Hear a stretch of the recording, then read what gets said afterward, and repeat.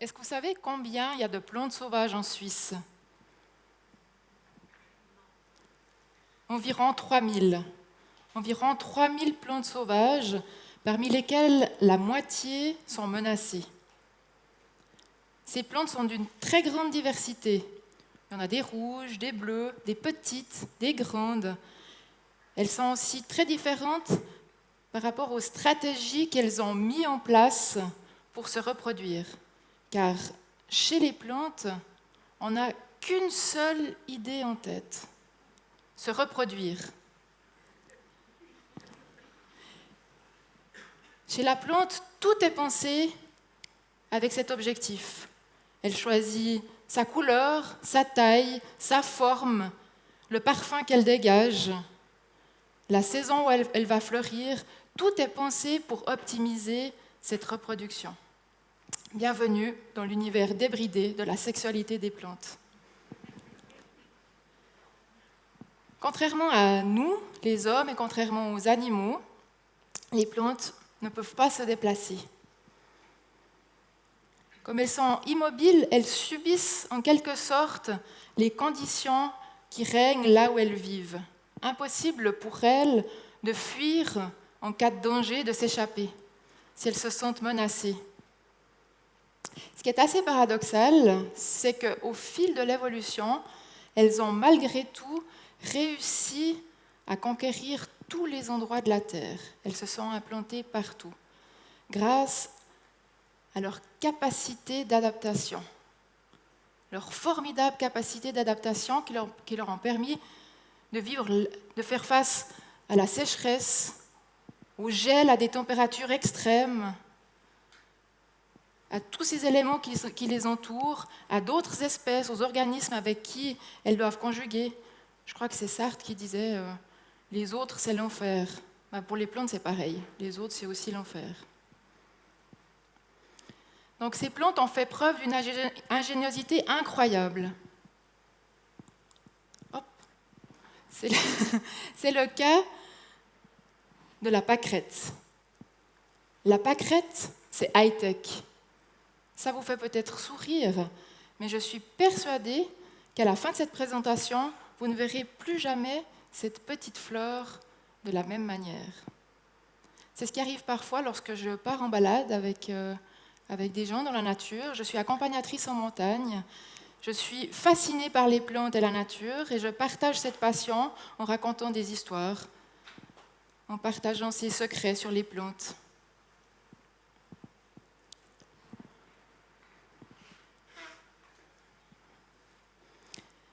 Je vous emmène en balade, on va partir faire un petit tour. Je vous propose une petite expérience pour commencer. Je vous invite à fermer les yeux et à lever votre main devant vous. Et avec votre doigt, vous allez dessiner la forme d'une fleur. La première fleur qui vous vient en tête.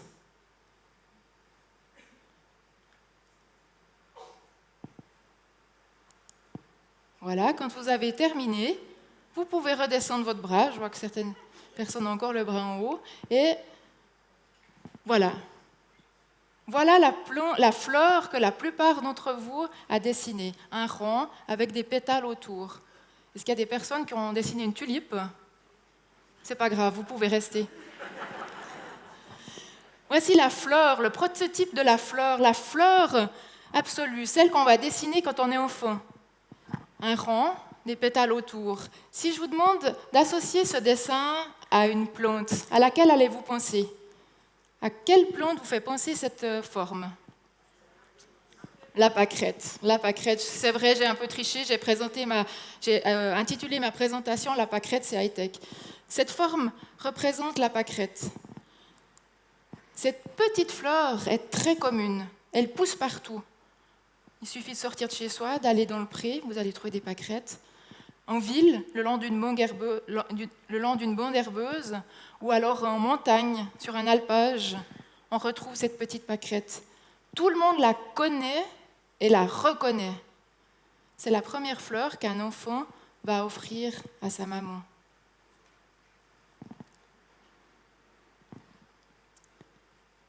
Mais finalement, que sait-on de cette petite fleur? Que sait-on de cette plante qui pousse partout, dans le pré, en ville, à la montagne?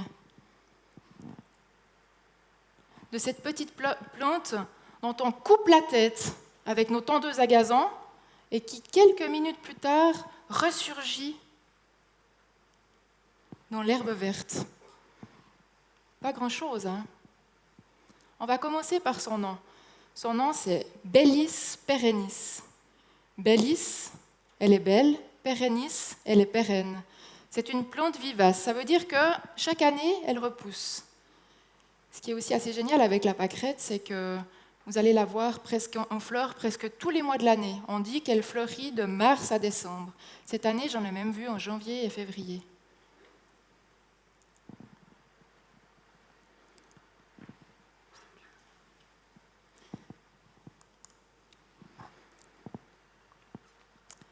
Voici une autre plante que vous ne connaissez peut-être pas, mais dont vous avez déjà entendu le nom. C'est l'arnica, une cousine de la pâquerette. Cette plante, c'est comme un mot magique. Elle soigne les bobos, guérit les blessures, sèche les larmes. Elle est belle, solaire, elle pousse en montagne, il faut aller la chercher là-haut. Or, on a une toute petite fleur qui a les mêmes propriétés que cette arnica. Une toute petite fleur qui pousse dans nos prés, tout près de chez nous, au pied de nos maisons, sous nos fenêtres. Une plante qui est disponible toute l'année. Une plante que tout le monde connaît, mais dont on ignore complètement les vertus. Cette plante, c'est... J'imagine que très peu d'entre vous savaient que l'arnica de la plaine, l'arnica des prés, avait ses propriétés, que la petite pâquerette soigne elle aussi les blessures, les hématomes. Mieux, elle est excellente aussi, elle a d'autres propriétés encore plus que l'arnica. Elle va aussi soigner notre visage, la peau. C'est aussi la plante par excellence qu'on recommande aux femmes qui ont accouché.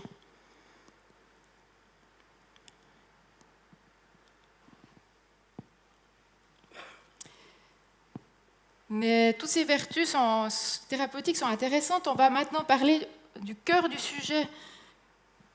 J'ai intitulé ma présentation « La pâquerette, c'est high-tech ». On va s'intéresser maintenant à la technologie, à la haute technologie de cette plante. Je vais vous présenter 3 parties technologiques de la pâquerette. La première, c'est l'effet baromètre de cette plante. Ensuite, on va regarder de près son mécanisme, comment elle fait pour s'ouvrir, se refermer rapidement, beaucoup plus rapidement que d'autres plantes. Et enfin, on s'intéressera à ses pétales. Je vous dis déjà, ce n'est pas des pétales. Alors, l'effet baromètre de la pâquerette. Elle est capable d'anticiper, de prévoir la météo qu'il va faire. Je vous donne une petite astuce. Le matin, quand je pars en balade et puis que la météo est incertaine, je vais dans mon jardin, je regarde les pâquerettes. Si la pâquerette est bien ouverte, il ne va pas pleuvoir, il va faire beau. Parce qu'elle sait, elle, dans les 2-3 heures, le temps qu'il va faire. Si elle est fermée, par contre, il est certain qu'il va pleuvoir et hop, je mets un parapluie dans mon sac à dos. Essayez, vous serez surpris. Comment on fait la pâquerette? Pourquoi elle a cet effet comme baromètre? En fait, la pâquerette, c'est une toute petite fleur. À côté d'autres plantes qui sont beaucoup plus attractives, beaucoup plus grandes, la pâquerette, elle a choisi comme stratégie de saisir toutes les opportunités d'attirer les insectes qui sont de passage. Je vous ai dit tout à l'heure, les plantes ne pensent qu'à une seule chose, à se reproduire. Comme elle est toute petite et qu'elle sait le temps qu'il va faire, dès qu'il va faire beau, elle s'ouvre. Si un insecte qui passe, elle a une chance d'être butinée. L'insecte va se couvrir de pollen et ira polliniser une autre pâquerette. Dès que le temps se gâte, elle sait dans 2-3 heures, il va pleuvoir, hop, elle se referme pour protéger son précieux pollen. Les autres plantes, en général, elles s'ouvrent le matin, il fait beau, elles se referment le soir. Et s'il fait moche, elles ne prennent même pas la peine de s'ouvrir. Elles n'ont pas cette énergie qu'a la pâquerette. Mais comment fait-elle, cette petite pâquerette? Qu'est-ce qui lui permet de s'ouvrir si vite et de se refermer? En fait, elle utilise un mécanisme hydraulique. Elle va, si je prends une image, ouvrir le robinet, remplir de liquide ses cellules, ses pétales, qui vont se rigidifier et s'ouvrir, se tendre et s'ouvrir. C'est comme si vous prenez l'image d'une bombe à eau qu'on remplit au robinet. Ça se remplit, ça se tend, et hop, l'inflorescence s'ouvre. Lorsqu'elle veut se refermer, la pâquerette, elle retire ce liquide cellulaire qui repart, et oups, elle se ferme. Elle s'ouvre, elle se ferme, elle s'ouvre, elle se ferme. Maintenant, on va parler un petit peu des pétales. Je vous ai déjà dit, la pâquerette n'a pas de pétales. Qu'est-ce qu'elle a alors? Cette couronne blanche autour, qu'est-ce que c'est? Des fleurs. What? Des fleurs? Ça, c'est mes 2 enfants de 10 et 12 ans qui manifestent leur étonnement. Oui, c'est des fleurs. Prenez une pâquerette et détachez une de ces languettes blanches qui forment la couronne. Avec une petite loupe, vous allez observer à la base, on voit ça sur le dessin à gauche, vous allez observer des petites parties jaunes à la base de la languette. Qu'est-ce que c'est? C'est les organes sexuels de la plante, de la fleur en fait. Chaque pétale, j'ose encore dire pétale, mais bon, ce sera bientôt terminé, je ne pourrai plus. Chaque pétale est une fleur à part entière, a les organes sexuels pour se reproduire. Idem au centre, les parties jaunes, si vous retirez une fleur. Les languettes blanches qui ressemblent à des langues, c'est des fleurs ligulées, et au centre, en forme de tube, ce sont des fleurs tubulées. Une multitude de fleurs composent la pâquerette. Pourquoi cette petite plante a choisi cette morphologie si particulière? Pourquoi a-t-elle choisi de réunir toutes ces fleurs au sommet d'une tige? Vous imaginez, ici il y a une rose qui est grande, belle, magnifique, qui sent très bon. L'insecte qui passe, qu'est-ce qu'il va faire? Il va tout de suite la repérer. Si la pâquerette, elle avait gardé qu'une seule petite fleur ligulée, qu'elle ne les avait pas réunies ensemble, elle n'aurait aucune chance d'être vue. Donc elle a réuni sa stratégie pour se reproduire, pour attirer des insectes, pour assurer sa descendance. Elle a choisi de réunir toutes ces fleurs au sommet d'une tige. Maintenant que vous êtes initiés, je vous fais chevalier de la pâquerette. Désormais, vous n'aurez plus jamais le droit de parler de pétales en parlant de la pâquerette. Je t'aime un peu, beaucoup, passionnément. Vous ne direz pas « je retire un pétale », je retire une fleur. Vous vous souvenez de ce petit enfant dont je parlais au début, qui offre une fleur, une pâquerette à sa maman? « Tiens, maman, je t'aime ». Malgré cet amour qui est inconditionnel, c'est la 11e fois cette semaine que ce petit garçon offre une pâquerette à sa maman. Elle prend la petite pâquerette. « Merci mon chéri ». Elle la dépose dans le verre qui est sur la table, au milieu des 10 autres pâquerettes de la semaine. Vous voyez l'image? Eh bien, aujourd'hui, tout est différent. Plus rien n'est la même chose. La maman sait. Elle sait que ce n'est pas une fleur que son enfant lui offre, mais un bouquet de fleurs. Cette pâquerette fait partie des 3000 plantes qu'on connaît en Suisse. Parmi ces 3000 espèces, je vous ai dit qu'il y en avait la moitié qui étaient menacées. La biodiversité aujourd'hui est en grand danger en Suisse et ailleurs. Mais la biodiversité est en grand danger. Les chiffres sont affolants. Parmi ceux-ci, j'ai retenu celui-ci. Environ 60% des insectes sont menacés ou potentiellement menacés de disparition. 60%. Vous imaginez? Qu'est-ce que va faire notre petite pâquerette? Que va-t-elle devenir? Elle qui a tout mis en œuvre pour attirer les insectes. L'avenir le dira. En attendant, moi, je vais continuer à parler de cette petite pâquerette, de la trouver incroyable, géniale, formidable. Je vais continuer à partager ma fascination pour les plantes, pour la nature. Je vais continuer à essayer d'aiguiser le regard, de voir les choses autrement, de chercher cet effet waouh. C'est quoi cet effet waouh?